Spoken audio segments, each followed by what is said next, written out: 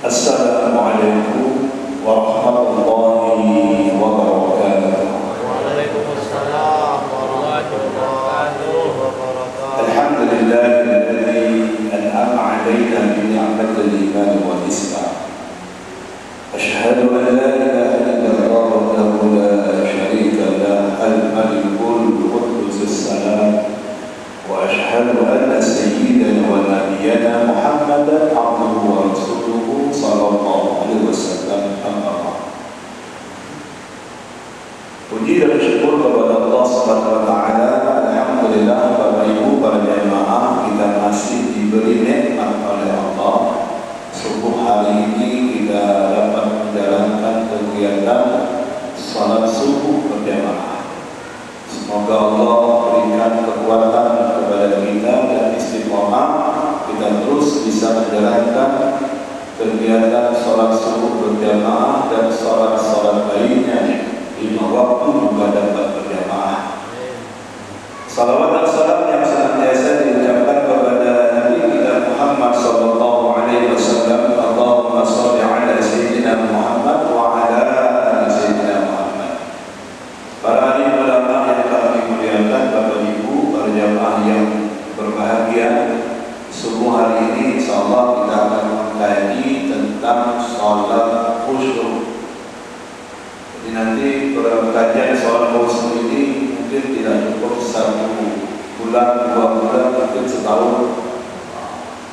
Jadi bukan segampang mengembalikan telapak tangan sholat khusyuk. Kalau memang sholat sudah khusyuk, alhamdulillah. Kebanyakan mohon maaf kita ini baru tahap belajar. Saya juga masih tahap belajar dan terus belajar sampai mati dan belajar terus. Jadi jangan dikira orang belajar itu sekolah SD 6 tahun, SMP 3 tahun, SMA 3 tahun, kuliah 4 tahun, selesai. Gak cukup rupanya. Buktinya apa Bapak Ibu sekalian? Waktu kita mau, ya sudah masuk ya, pertama mau mati saja, itu sudah terakhir belajar. Itu mau mati, sudah akhir-akhir kali itu masih belajar. Kita masih diajarkan. Siapa yang mengajarkan? Orang sekeliling kita. Ketika nafas sudah mau lepas dari diri kita, itu masih diajarkan. Fulan, bacalah la ilaha illallah. Itu diajarkan. Berarti kita masih perlu orang untuk mengajar kita. Enggak segampang itu Bapak Ibu sekalian mengucap la ilaha illallah. Karena hadis Nabi menjelaskan bahwa barang siapa yang bersaksi bahwa tiada Tuhan melainkan Allah dan hatinya ikhlas, dakhala jannah, dia akan masuk surga. Nah, kita ini ingin melepaskan antara ruh dan jasad, itu lepas dengan kalimat la ilaha illallah. Itu sebetulnya itu belajar terakhir kita. Kenapa? Karena nafas sudah tak lagi selesai. Habis itu hati sudah urusan nafas kita. Itu yang disebut dengan mati. Terpisahnya antara ruh dan jasad, mati kata orang. Setelah itu Bapak sekalian tidak cukup juga, masih mau belajar juga. Makanya kita menggunakan istilah talqin. Waktu sudah menunggu, sudah ditimbun dengan tanah, kita masih duduk lagi di situ berdoa lagi. Itu ada kalimatnya talqin. Walaupun ini ikhtilafun ulama, ada perbedaan pendapat para ulama. Ketika mau ditalqinkan itu, kita juga pasti diajarkan. Fulan, nanti akan datang dua malaikat kepadamu, dia akan bertanya kepada engkau. Ini kalau ujian, ini sudah dikasih tahu dulu. Jawab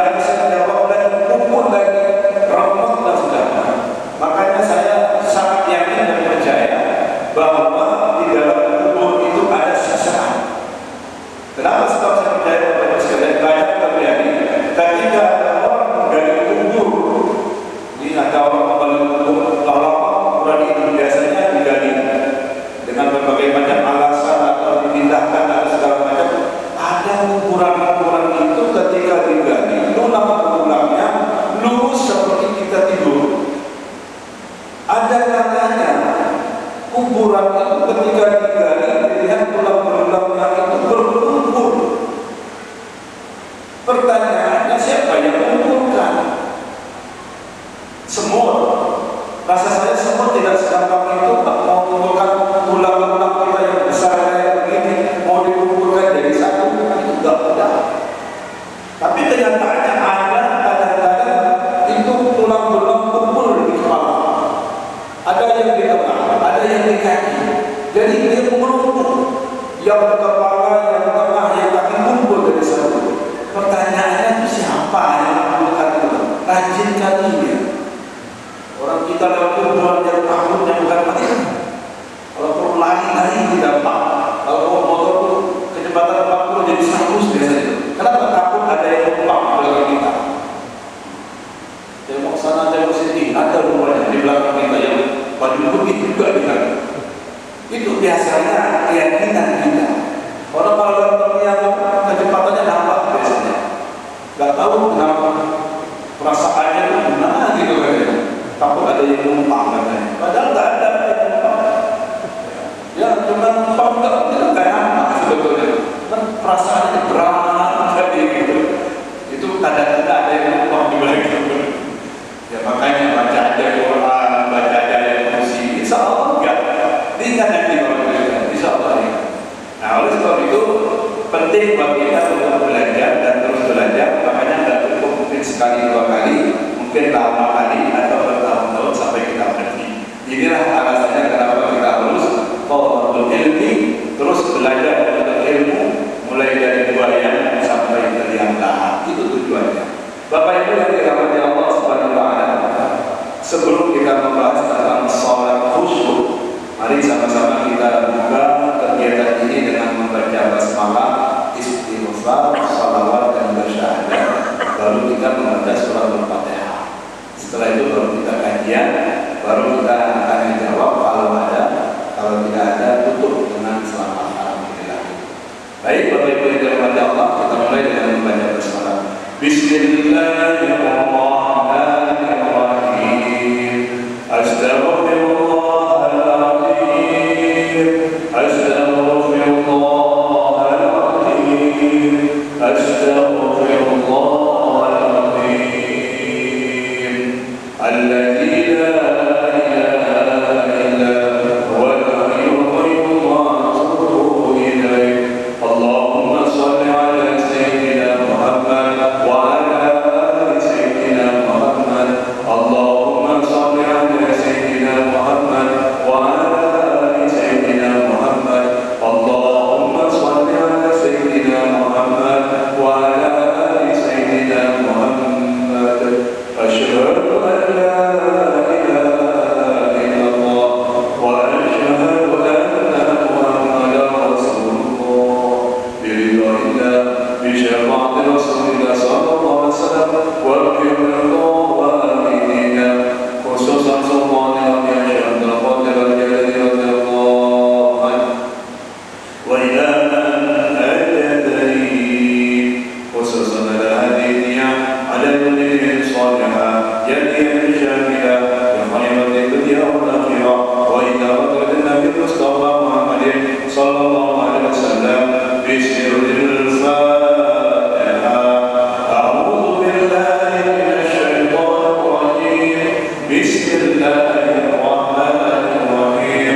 Alhamdulillahi rabbil alamin. Ar-rahmanir rahim. Maliki yaumiddin. Iyyaka na'budu wa iyyaka nasta'in. Ihdinas siratal mustaqim. Siratal ladzina an'amta 'alaihim ghairil maghdubi 'alaihim waladdallin. Amin. Bapak Ibu yang dirahmati Allah Subhanahu wa taala, betapa pentingnya khusyuk di dalam salat. Disebutkan di dalam Al-Quran oleh Allah Subhanahu wa taala dalam surat Al-Baqarah ayat yang ke-45. Bismillahirrahmanirrahim. Wasta'inu bis-sabri was-shalah. Dan mohonlah pertolongan Allah dengan sabar dan juga salat. Wa innaha lakabiratun, dan sesungguhnya yang dimasukkan di situ sabar dan salat itu lakabiratun, sungguh sangat berat. Sabar salat itu sungguh, kata Allah, sangat berat. Tidak gampang, tidak mudah. Mengucapnya gampang, sabar, salat, gampang mengucapnya. Tapi kalau sudah ada musibah, orang lain kena musibah, kita masih bilang sabar ya. Orang lain, coba kita yang dapat musibah, sabar, sabar, enak aja ngomong sabar. Saya sudah sabar dari dulu gitu. Begitu lah, gak gampang ternyata sabar. Ketika musibah itu kena kepada kita, disuruh sabar, itu tidak mudah. Begitu juga ada sholat. Sholat, kita banyak orang sholat kan baik itu. Tapi ada yang malas sholat aja, gampang itu. Ternyata tidak mudah sholat itu, Bapak Ibu sekalian. Maka ketika disebutkan oleh Allah, lakabiratun, sungguh sangat berat, illa kecuali al-khashiin, atas orang-orang yang khusyuk. Jadi sholat itu, sabar itu tidak akan berat jikalau kita khusyuk. Makanya perkara khusyuk ini kita ingin kaji, kita ingin perdalam lagi. Khusyuk, ma makna khusyuk? Apa sih arti khusyuk itu? Mungkin bapak-bapak di sini sudah paham kan? Ibu-ibu tahu kan khusyuk? Bu, kita ngobrol-ngobrol aja. Ibu tahu kan khusyuk, tahu kan? Paham khusyuk kan? Khusyuk paham. Rusuk juga paham kan? Khusyuk dengan rusuk itu agak beda. Hampir sama. Khusyuk Pak. Apa itu khusyuk? Ada yang bilang khusyuk itu Ustaz, itu kalau dia sholat itu enggak kedengaran apa-apa, pandangnya itu enggak mandang apa-apa, pejam mata, atau khusyuk. Nah, bapak-bapak kalau ingin khusyuk pejam mata, tidak dianjurkan bapak-bapak ibu-ibu waktu sholat khusyuk kita jangan pejam mata, enggak dianjurkan. Khawatirnya kita pejam mata tertidur. Khusyuk kali kata kawan kita sebelah ini, khusyuk untuk kawan kita. Orang sudah pulang, dia belum pulang, begitu. Kehusukan itu. Orang dah pulang, assalamualaikum, tahu berkemana-mana, dia lagi khusyuk tak sujudnya panjang kali. Panjang, alhamdulillah. Boleh Pak berdoa panjang ketika sujud yang terakhir. Boleh, silakan. Tapi hati-hati dan kepanjangan, nanti orang dah salam dan pulang kita masih sujud juga. Kenapa sebab begitu? Sepanjang-panjangnya kita sujud, jangan sampai melewati batas. Apa batasnya? Sebelum imam salam. Nah, kenapa kita perlu tahiyat? Kita ini ikut imam. Makanya kalau panjang salat sendirian, ketika bersari, Bapak Ibu salat sendirian, mau baca doa panjang sepanjang-panjangnya silakan. Karena tidak ada urusan dengan imam. Tapi kalau ikut imam, maaf Bapak-bapak Ibu, kita kadang-kadang ingin khusyuk ikut imam ini agak susah. Susah banget. Kenapa saya bilang susah? Kita ingin berlama-lama dalam sholat, tapi imamnya cepat. Gimana kira-kira? Ya uber-uberan lah. Kok cepat? Kok nggak cepat lah? Kata kan gitu. Ya kalau imamnya cepat, masa kita mau lambat sekali? Kita tidak boleh lambat sampai rukun 2 rukun. Ketika imam rukuk, kita ikut rukuk. Ketika imam i'tidal, kita masih belum imam. Berarti kan masih ada jeda sedikit. Kita masih khusyuk tadi. Subhanallah ya Rabbi wa bihamdihi. Imam lagi Allah sujud, baru kita bisa bangkit. Itu pun tidak boleh terlalu lama. Makanya kalau ingin lama-lama sholat sendirian. Tapi kadang-kadang kita ini beda, Bapak-Ibu sekalian. Lagi sholat ramai-ramai, kepinginnya khusyuk. Mau lama-lama, imam cepat kita lama, ya kita nggak bareng.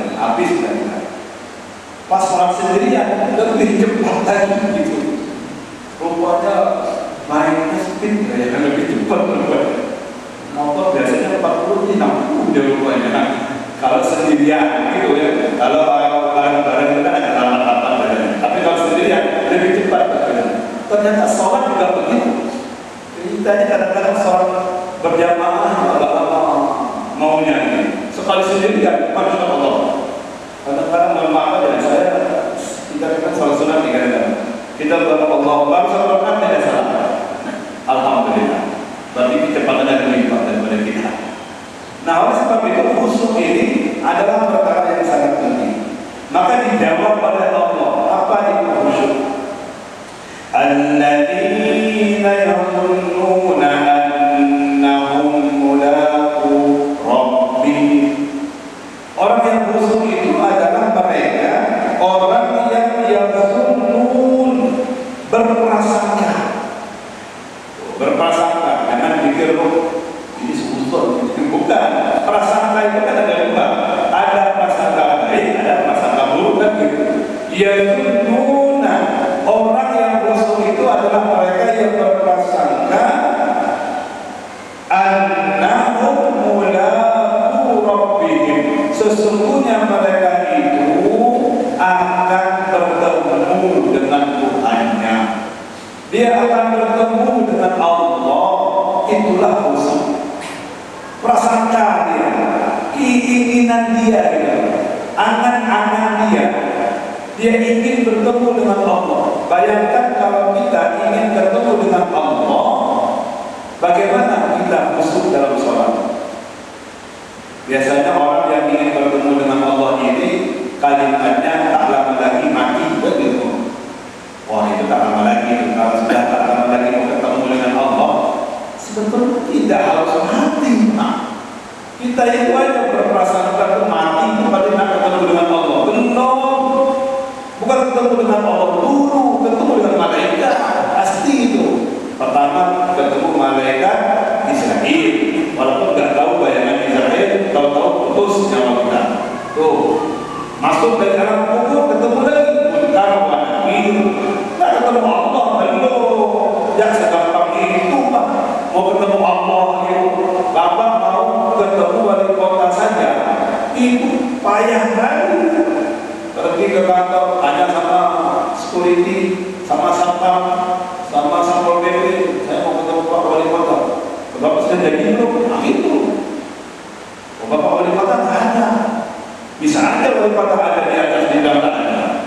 Kan itu pesan-pesan sponsor Pak masalahnya. Kalau lagi mau ketemu orang begitu aja susah kita Pak. Tapi kalau kita sudah punya jalur khusus, gampang. Saya mau ketemu Wali Kota. Saya sudah telepon beliau, dia ada di atas. Oh, saya dapat. Begitu mudahnya gitu. Ini kita mau ketemu Allah. Segampang itu kan mau ketemu Allah, nggak bisa. Makanya prosesnya panjang, prosesnya lama. Maka sebelum ketemu Allah di akhirat nanti, maka kita ingin ketemu Allah dalam sholat dulu. Mulaqu rabbihim, kita kepingin sekali ketemu Allah. Makanya orang sholat dia kepingin ketemu Allah. Makanya ketika kita sholat, kalau kita nggak bisa melihat Allah, ya kita Allah melihat kita. Ini gimana orang kita sholat juga perasaan kita takut mana? Seakan-akan nggak ada yang ngawasi kita. Makanya sholat super cepat, sholat ya, kalau bahasa anak kecil sholatnya tengengel, bahasanya sholatnya main-main. Dia nggak merasa. Kalau anak-anak itu sholat ramai kan ya Pak? Ada yang sudah Allah Akbar tinggu kawannya macam-macam. Tapi ada juga orang tua yang kayak gitu masih ada zaman sekarang. Karena biasa dari kecil dari itu. Anak-anak ada juga yang sudah Allah Akbar jauh lebih betul. Ada aja kalau sebelah dari khusus gitu. Aku bukan ada. Itu udah gede Pak, udah tua, udah punya anak, udah punya cucu, masih sempat juga Pak kayak gitu. Begitulah Pak indahnya kalau sudah bersama. Karena kalau sendiri nggak mungkin dia mau jadi siapa, mau megang-megang siapa ya? Kalau ada malaikat disenggol Pak, oh berani ya menggol dia. Oleh sebab itu Bapak Ibu sekalian, pertama kuncinya kalau ingin sholat yang khusyuk, ya harus merasa. Dia berprasangka, dia punya keinginan mau bertemu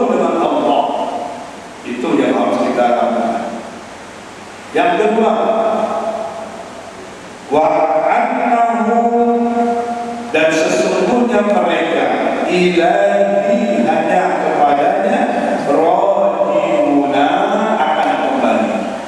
Jadi perasaan kita ketika sholat, ketika sabar, pertama kita ingin bertemu Allah. Yang kedua, kita yakin bahwa kita pasti kembali kepadanya Allah.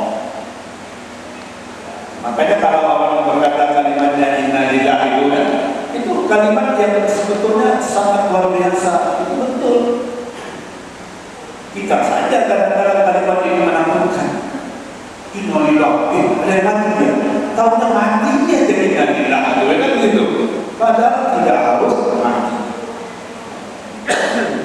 Jadi dua syarat Bapak Ibu sekalian kalau ingin kita sholatnya khusyuk.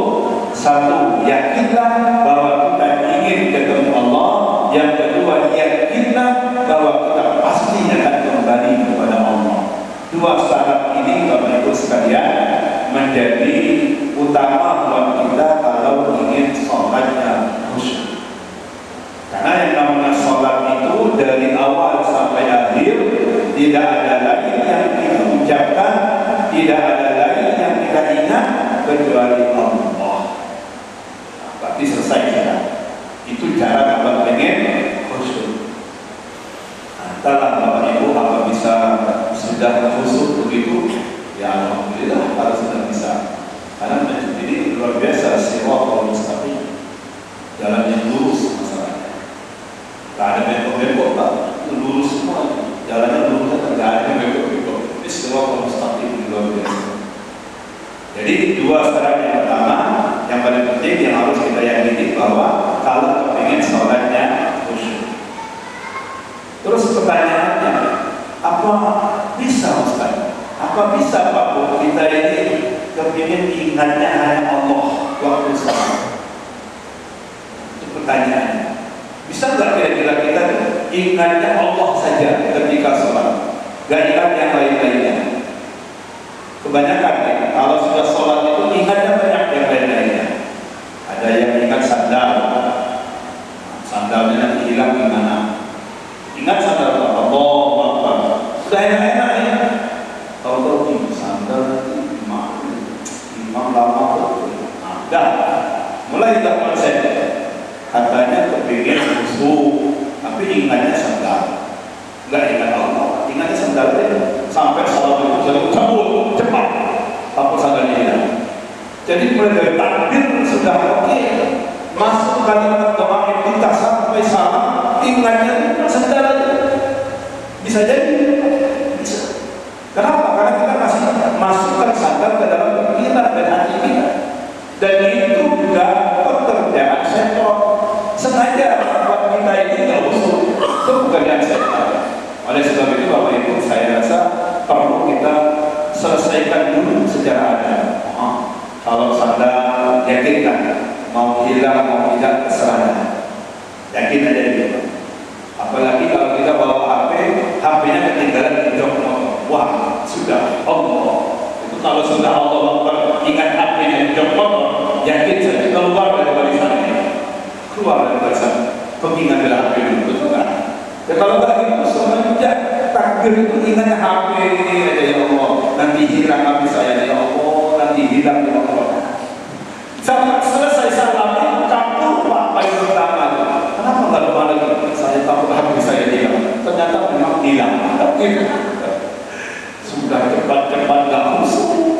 Sampai ke motor juga HP-nya hilang. Yang memang begitu Pak. Cobaan dalam sholat memang begitu banyak. Maka trik kita kalau ingin sholat itu khusyuk, saya belajar kepada Ibu sekalian, ada 3 perkara yang membuat kita sholatnya jadi khusyuk. Yang pertama adalah tafakkur. Yang pertama itu tumanina, 3T. T yang pertama tumanina, T yang kedua itu tafakkur, T yang ketiga tadabbur. Nah ini baru bisa dikatakan sholatnya khusyuk. Tumanina, tafakkur, tadabbur.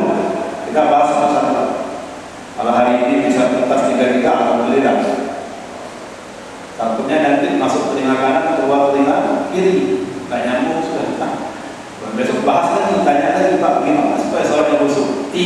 lagi gitu. Tanya lagi minggu depan atau bulan depan, tanya lagi 3 hari lagi gitu. Nggak pernah habis-habis bahasanya. Pertama tumakninah. T yang pertama tumakninah. Nah, tumakninah itu seperti apa Bapak Ibu sekalian? Makanya ulama-ulama kita di dalam merangkai kegiatan sholat itu sebetulnya kita lihat ada bacaan-bacaan. Contoh ketika kita setelah takbiratul ihram itu kita membaca doa iftitah. Pertanyaannya Bapak Ibu, kalau tidak baca doa iftitah boleh tidak? Boleh tak? Boleh ya? Boleh. Bu, boleh. Sepakat bapak-bapak. Kata bapak-bapak boleh. Doa iftitah. Yang sering kalau pada waktu salat tarawih, doa iftitah tidak dipakai. Kenapa? Kejar cepat. Kejar tayang misalnya. Kalau baca iftitah lama. Allahu Akbar. Allahu Akbar kabira. Walhamdulillah. Lama kali lah imam mereka. Ini 8 rakaat dong. Katanya mau musuh. Mikirnya ini 8 rakaat. Lama kali sudah. Allahu Akbar ya Allah, lama kali. Imam yang satu maju. Allahu Akbar. Bismillahirrahmanirrahim. Nah ini baru pasti. Cocok udah ini pas. Cepat selesai pasti. Dan itu Pak. Nah artinya ketika kita membaca yang diajarkan oleh ulama-ulama kita di dalam sholat yang kita kerjakan itu mulai dari Allahu Akbar, kemudian membaca doa iftitah, kemudian kita membaca Al-Fatihah, kemudian kita membaca surah-surah pendek, masa surah-surah panjang, surah pendek ya, paling panjang Yasin. Nah, dah tu lah, Yasin dah, cukup lah, itu dah panjang lah tu. Kemudian Bapak Ibu sekalian, setelah itu kan kita rukuk. Nah, sudah rukuk apa yang kita baca? Subhana rabbiyal azim wa bihamdi. Kemudian yang kita Rabbana lakal hamdu. Kalau saya perhatikan Bapak Ibu sekalian, kalau diulang 3 kali, wah, ini berarti betul-betul merasakan nikmat. Tapi kalau kita biasanya ngambil jalan pintas sekali saja. Masalah 1 kali mau 3 kali bukan masalah, betul. Ya kan gitu, nggak dibaca bukan masalah, betul kan? Yang tidak boleh itu tidak ruku, yang tidak boleh. Jangan sampai sholat nggak pakai ruku. Ada Pak sholat nggak pakai ruku, sholat jenazah. Boleh nggak pakai ruku gitu. Jangan nanti sholat jenazah ruku juga. Kita kenapa ruku? Dosa itu banyak betul dia pakai ruku. Padahal tidak tahu sebetulnya sholat jenazah tidak pakai ruku. Orang Allahu Akbar pertama dia ikut, Allahu Akbar yang kedua orang begini dia ruku. Kaget orang, kenapa ruku? Ternyata itu banyak dosa. Macam dia tahu ya, ngelak dia supaya dia ada jawabannya. Nah setiap bacaan-bacaan itu Bapak Ibu sekalian sesungguhnya adalah bacaan itu membuat kita tumakninah. Makanya kalau ibu baca baik-baik, bapak baca baik-baik. Contoh bisa tumakninah ketika doa iftitah. Ibu bapak baca doa iftitah itu dengan tenang. Gak usah cepat-cepat. Kadang-kadang kita ini terbikin simpel aja, cepat-cepat aja. Coba pahamkan ya. Maka tumakninah itu penting. Maka dengan bacaan-bacaan itulah sebetulnya kita ingin tumakninah. Ruku Subhana rabbiyal azim wa bihamdi. Sekali kita baca, imam sudah bangkit dari ruku. Sami Allahu liman hamidah. Ayo Bapak membaca tambahan 2 kali atau 3 kali kan gitu. Imam sudah paham, kita yang enggak lah gitu. Sami Allahu liman hamidah. Tapi masih sempat kita membaca Subhana rabbiyal azim wa bihamdi. Walaupun cuma sekali, enggak ada masalah. Ketika iktidal Rabbana lakal hamdu mil'us samawati wa mil'ul ardi wa mil'u ma syi'ta min syai'in ba'du. Ada juga Rabbana lakal hamdu. Langsung disebut Allah. Silakan tak makna gitu. Tapi kalau ditambah lagi bacaan tadi kan agak panjang. Berarti kita kepingin tumakninah. Tumakninah itu maksudnya berhenti sejenak. Dan perlu Bapak Ibu ingat bahwa tumakninah itu bagian daripada rukun. Kalau kajian saya di kitab fikih Safinatun Najah, tumakninah itu masuk ke bagian rukun. Kalau kita belajar tentang rukun sholat itu kan 13. Ya Pak ya, 13 Pak ya? 13 kan? Mulai dari takbiratul ihram, niat takbiratul ihram, terus sampai salam itu 13. Yang umum ya. Kita pakai yang umum dulu. Yang umum. Kalau saya pelajari di kitab Safinatun Najah itu menjadi 17. Rukunnya 17. Bapak mau pakai yang mana? 13 sampai 17. Saling awam. Sama aja. Saya pelajari ternyata di yang 13 itu tidak menyebutkan tumakninah. Ya ada ruku, ya ada i'tidal, ya ada sujud begitu. Ada semua Pak. Di rukun yang 17 di kitab Safinatun Najah itu ditambah ruku ada tumakninah, i'tidal ada tumakninah, sujud ada tumakninah, duduk di antara dua sujud ada tumakninah, tambahannya tumakninah. Makanya tumakninah ini penting. Kalau kita sholat seperkilat nggak ada tumakninahnya, ini menjadi masalah. Contoh, ketika zaman Rasulullah ada seseorang yang sholat di samping Rasulullah. Dia sholat, kemudian dia bilang, ya Rasul, bagaimana dengan sholat saya? Apa jawab Rasulullah? Sholatlah engkau karena engkau belum sholat. Beberapa kali itu Pak, beberapa kali begitu terus. Sampai 3 kali dia sholat, baru dia bertanya kepada Rasulullah, apa jawab Rasul? Sholatlah kamu karena kamu belum sholat. Setelah diperhatikan, diselidiki, ternyata sholatnya beliau itu tidak tumakninah. Itu salah satunya. Makanya sekarang kita harus kembali dengan tumakninah itu. Ingin sholatnya khusyuk, ya tumakninah. Tumakninah dulu. Gerakan kita tumakninah dulu. Jangan hari ini tumakninah, besok hilang sudah. Sholat maghrib tumakninah, sholat sunnah tidak tumakninah. Kan ada yang Pak. Waktu sholat wajib jadi imam tumakninah, alhamdulillah. Sekali sholat sendirian luar biasa cepatnya ya Allah. Mari baca sebelah ini. Nah ini penting. Tumakninah itu ya sholat wajib, ya sholat sunnah, kan begitu. Maka tumakninah itu syarat yang pertama yang harus kita penuhi kalau ingin sholatnya khusyuk. Oke Bu, paham kan ya? Nah, nggak usah banyak-banyak. Ini banyak tak paham-paham, balik ke rumah bingung. Wah, pagi belajar subuh-subuh dan anak itu udah capek. Kalau rumah nggak ada yang punya, kan sayang gitu. Jadi saya sampaikan kepada Bapak Ibu, kalau kita ingin sholatnya khusyuk, langkah pertama adalah tumakninah. Untuk tafakur, untuk tadabbur nanti.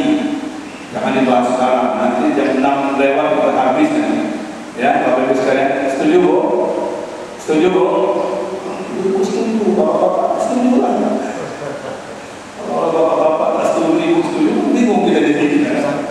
Nah, jadi satu saja hari ini yang kita pahami bahwa segala sesuatu yang ingin kita lakukan dalam sholat khusyuk harus tumakninah. Itu yang paling pertama. Setelah itu baru tafakur, baru tadabbur. Nanti tafakur saya akan jelaskan bagaimana cara kita tafakur dalam sholat itu. Tafakur gimana sih supaya tafakur? Tafakur itu maksudnya mikir, dan sholat mikir. Kemarin katanya harus mikir, sekarang harus mikir. Tafakur itu ya memang berpikir.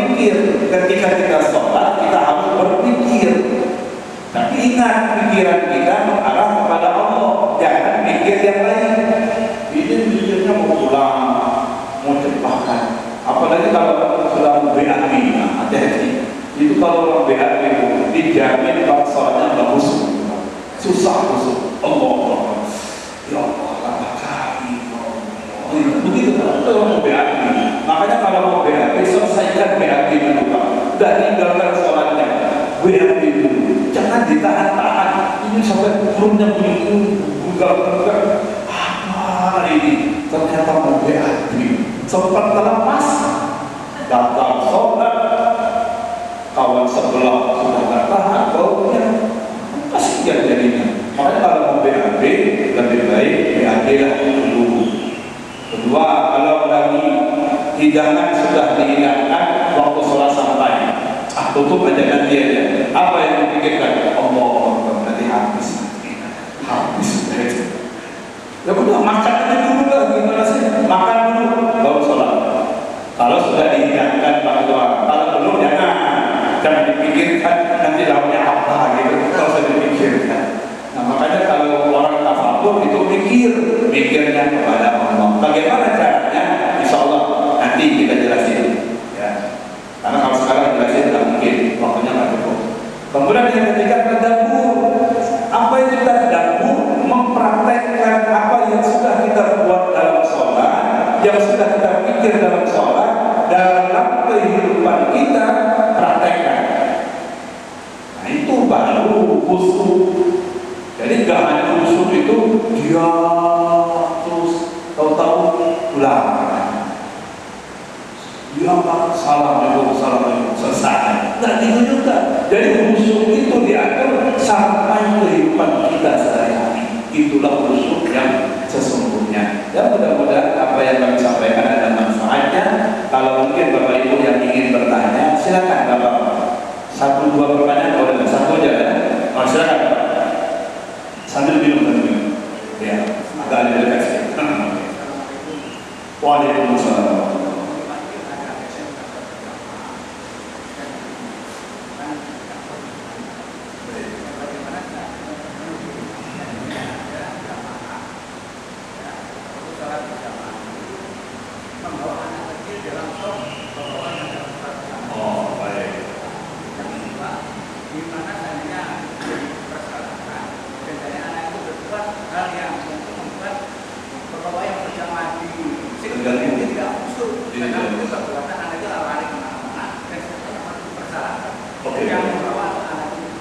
Ya, terima kasih. Alhamdulillah ini masukan Bapak Ibu sekalian untuk perkara sholat khusyuk kita ya.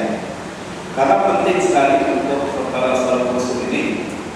Yang pertama tadi sholat berjamaah membawa anak, gitu kan? Ya, membawa anak yang memang anak ini tidak ngerti. Ya kalau saya ini bawa cucu lah, cucu saya itu kan bawah 5 tahun. Kalau sudah sholat dia ke depan juga jadi imam juga. Karena saya jangan jadi imam, dia temannya jadi imam. Itu anak kecil yang nggak ngerti gitu ya. Makanya dianjurkan kalau sholat itu tidak membawa anak kecil, ada dianjurkan.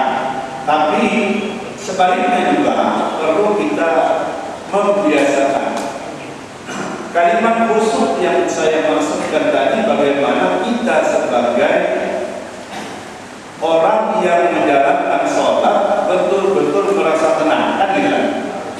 Sementara ini orang anak ini main sana, main sini, lari sana, lari sini, kan begitu. Jadi begini Bapak Ibu sekalian, kalau masalah sholat, ya, sepakat ulama juga bahwa sholat itu jangan terputus dengan anak yang belum balik. Sepakat kita, ulama mengatakan begitu. Sholat itu jangan sampai ada anak yang belum balik di antara kita. Contoh nih, sop depan ini, saya bawa anak kecil, maka yang dianjurkan anak kita ini, yang kecil ini, kita sendiri ambil sop yang paling ujung. Kalau memang anaknya tetap berdampingan dengan dia, kan itu masalahnya. Kenapa ambil yang paling ujung? Karena kita akan penutup. Nah, gitu Pak. Jadi posisi anak itu di samping kita tetap, karena kalau di belakang sama anak-anak yang lain, nanti dia main, kan itu masalahnya kan. Kita kepingin anaknya jangan main-main kan, sebetulnya. Maka posisi swab itu di pojok. Kita ngambil yang paling dulu, mencari jalan aman. Itu yang pertama. Yang kedua, ketika sholat pasti yang namanya anak kecil itu lari sana lari sini, ada berdiri sana berdiri sini kan begitu. Terus kita nggak khusyuk jadinya kan gitu. Nah, khusyuk itu Bapak Ibu sekalian saya sampaikan tadi bukan pejam mata. Pejam mata tidak menjamin khusyuk. Ya, makanya nanti ilmu yang kedua yang kita pelajari tentang tafakur, tentang mikir tadi. Jadi ketika Bapak Ibu pikir tentang sholat itu sendiri, apa yang Bapak Ibu pikir dari bacaan sholat, itulah membuat kita khusyuk. Kita tidak konsen dengan yang lainnya. Mau lari, mau tidak, segala macam buat kita itu tidak mengganggu buat kita. Ini bagi yang kepingin khusyuknya sudah tingkat tinggi. Kalau tingkat saya masih juga nengok Pak, wih, ini anak lari-lari depan kita. Masih terpikir kan? Masih, kita masih tingkat rendahan masalahnya. Kalau orang yang tingkat sudah tinggi, dia seakan-akan berbicara dengan Allah. Seakan-akan dia berucap sesuatu itu benar-benar Allah itu melihat dia gitu. Perasaannya begitu Pak. Sehingga apa yang dia ucapkan dia mengerti itu. Jadi nggak ada pikiran yang lainnya. Nah, sama dengan ketika orang di dalam masjid mau sholat khusyuk, ada anak, ada segala macamnya. Memang kalau kita masih pikir ke situ, maka tidak akan khusyuk. Nah, tapi kalau kita memang konsen kepada apa yang dibaca dalam sholat, insya Allah yang kita cuma mikir itu apa yang kita baca. Kalau kita berjamaah, yang kita pikir ketika imam membaca surah Al-Fatihah, suaranya atau surah-surah yang lainnya, kita pikir bukan pikir imam itu panjang pendeknya, bukan. Tapi apa yang dibaca imam. Misalnya imam membaca surah Al-Fatihah, mulai dari basmalah sampai waladhdallin, itu kita pahami apa yang dia baca. Ini satu cara supaya khusyuk. Sehingga kita tidak konsen lagi dengan maaf ada anak main ke sana kita tidak mikir lagi. Kita mikirnya imam baca ini kita mau tenang. Kadang-kadang Bapak Ibu sekalian, terkadang ketika imam itu membaca surah yang memang menyentuh hati kita, itu kita bisa menangis, merasakan ya Allah betapa indahnya saya atau begini. Jadi ketika imam membaca surah-surah yang itu menyentuh diri kita, alhamdulillah kita khusyuk jadinya sampai bisa menangis kita. Orang mau lari mau apa kita nggak penting, kita menjadi khusyuk dengan ucapan kita. Makanya khusyuk yang kedua tahapannya tafakur. Ini yang kita pelajari. Sedangkan untuk anak-anak ini kita nggak usah menyalahkan siapa-siapa, karena kadang-kadang orang itu memang kurang ilmu juga, ya kurang ilmu masalahnya. Dia ingin melatih anaknya ke masjid, tujuannya baik, tapi sampai di masjid dia nggak pikir lagi anaknya mau main mau apa, dia juga nggak marah nggak ngapain, ya sudah biarin aja. Teman juga anak-anak, kena pengurus yang gagah, diam saja, lempar itu selesai, besok tak datang lagi. Kita lagi Pak PR, kenapa anak-anak sini buka dari datang ke masjid? Rupanya dia udah ramah, marah terus. Bisa jadi juga begitu, akhirnya nggak datang ke masjid sampai dia tua. Ternyata dia sampai tua tak datang ke masjid. Kenapa? Trauma Pak dulu yang pernah marah sama orang ke masjid. Bisa jadi begitu. Maka kita fair saja. Ya. Siapa sih yang tak kepingin anaknya ke masjid kan gitu? Dan siapa sih yang tidak kepingin sholatnya jadi tenang kan gitu Pak? Fair saja kita. Maka kita atur sebaik-baiknya. Ada yang atur anak-anak supaya tenang. Ada yang bawa anak posisinya di ujung, kan gitu aja. Insya Allah kalau kita sama-sama legowo, bahasa Jawanya legowo, merasa tenang, menerima apa adanya semua, kita atur baik-baik. Insya Allah masjid menjadi ramai dengan anak-anak datang, kita juga menjadi berjamaah sholatnya jadi khusyuk. Itu yang kita dapatkan. Insya Allah mudah-mudahan barokah sibuknya. Amin ya Allah ya Rabbal alamin. Itu jawaban kami. Mudah-mudahan nanti kita kaji lagi tentang bagaimana tafakur itu. Jadi tafakur itu Pak mulai dari usolli sampai salam. Ini yang mau kita kaji. Bacaannya apa, artinya apa. Tapi bapak-bapak jangan merasa waduh kalau begini belajarnya pusing ya. Udah nggak usah datang lagi gitu. Gak kayak gini juga. Sekilas saja kita. Jadi menjadi tafakurnya yang apa kita baca. Insya Allah begitu. Mungkin begitu ya. Insya Allah. Baik, Bapak Ibu saya rasa perlu panjang lebar. Bukan saya tidak bisa menjawab pertanyaan dan terima pertanyaan karena waktunya sudah siang. Karena bapak-bapak juga ada kegiatan-kegiatan lain, termasuk kami juga ada kegiatan-kegiatan lain yang perlu persiapan. Insya Allah, kalau memang diizinkan oleh Allah, mudah-mudahan bisa 2 kali dalam sebulan kalau bisa saya infokan kembali karena minggu depan yang jelas minggu depan itu di Melati insya Allah. Minggunya lagi nanti mungkin bisa ke sini itu aja. Jadi sekali di sini, sekali di sana. Jadi dalam sebulan itu bisa. Kalau tidak ada kegiatan kelingga sekalian. Ya. Ibu mau tanya Bu? Enggak. Alhamdulillah. Ya. Demikian tadi kita sama-sama berdoa kepada Allah. Mudah-mudahan apa yang kita pelajari, yang kita pahami dapat kita amalkan dalam kehidupan kita sehari-hari. Ala hadhihi al-Fatihah. A'udzu billahi minasyaitonir rajim. Bismillahirrahmanirrahim. Alhamdulillahirabbil alamin. Ar-Rahmanir Rahim. Maliki yaumiddin. Iyyaka na'budu wa iyyaka nasta'in. Ihdinas siratal mustaqim. Siratal ladzina an'amta 'alaihim ghairil maghdubi 'alaihim waladdallin. Amin. Alhamdulillah. Bismillahirrahmanirrahim. Alhamdulillah.